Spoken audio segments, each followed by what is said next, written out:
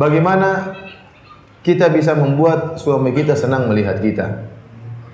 Tentunya hal ini tidak mungkin bisa membuat suami kita senang melihat kita kecuali kita berakhlak yang mulia. Akhlak mulia adalah perkara yang sangat penting. Kemudian juga menjaga penampilan kita. Kemarin 2 hari yang lalu, hari saya pertama datang sini hari apa? Hari Jumat. Hari Jumat 2 hari yang lalu.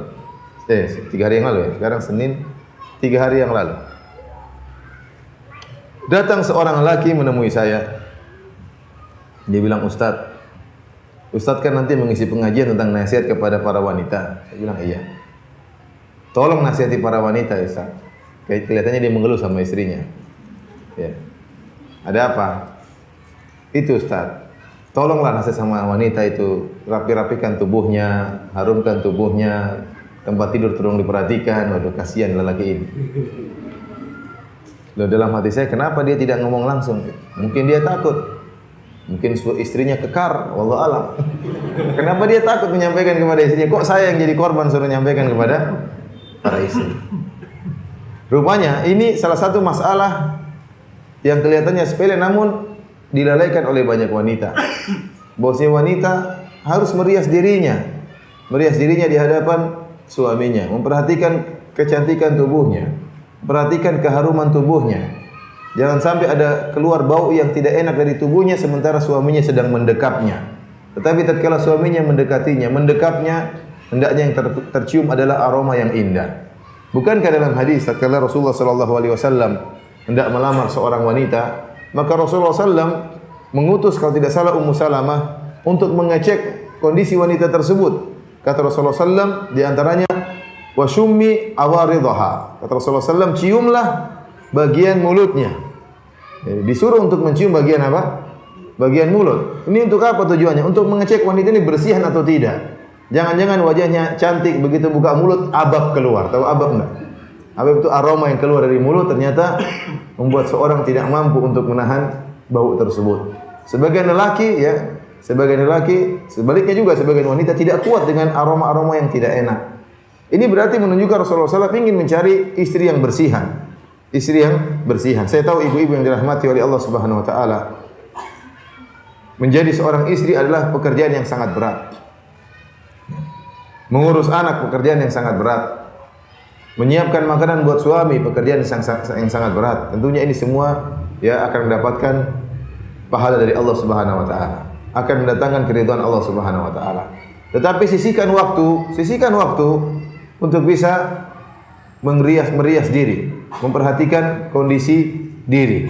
Sisihkan waktu untuk mempercantik wajah. Dalam bahasa sekarang artinya sisihkan waktu untuk perawatan. Perawatan itu penting. Ya, perawatan itu penting. Kita ingin suami kita bahagia di sisi kita.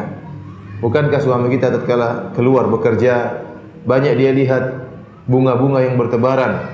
Dia tidak mau lihat bunga tersebut terkadang datang menghampiri. Susah dia untuk menundukkan pandangan. Dia berusaha untuk menundukkan pandangan tetapi terkadang imannya lemah. Maka dia pun mengangkat pandangannya lalu dia lihat bunga tersebut. Tatkala dia melihat bunga tersebut maka tidak sengaja dan bahkan otomatis dia pun membandingkan dengan istrinya. Kok bunga yang di rumah tidak seperti bunga di hadapan saya?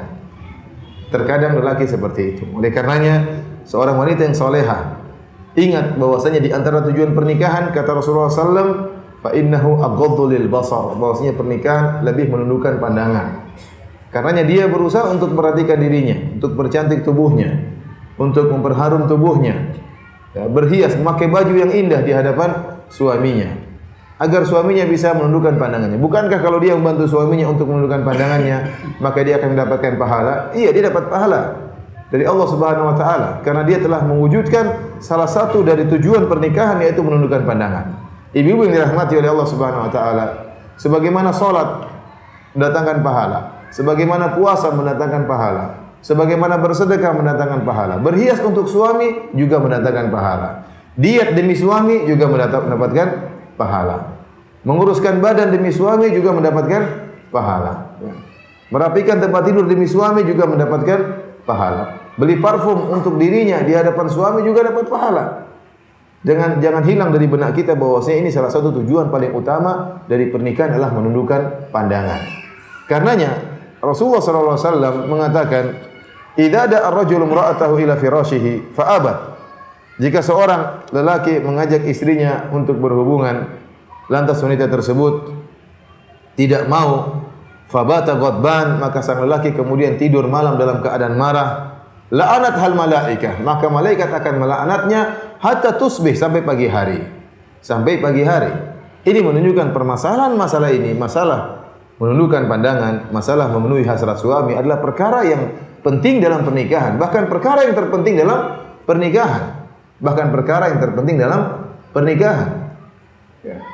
Sampai-sampai tadi wanita yang tidak memenuhi hasrat suaminya dilaknat oleh malaikat. Sampai kapan? Sampai pagi hari. Bahkan dalam riwayat kata Rasulullah SAW, illa kana alladhi fis sama' sakhitan 'alaiha. Kecuali yang ada di langit, yaitu Allah Subhanahu wa taala, akan murka kepada wanita ini. Kenapa? Sang lelaki tidak bisa memenuhi hasratnya.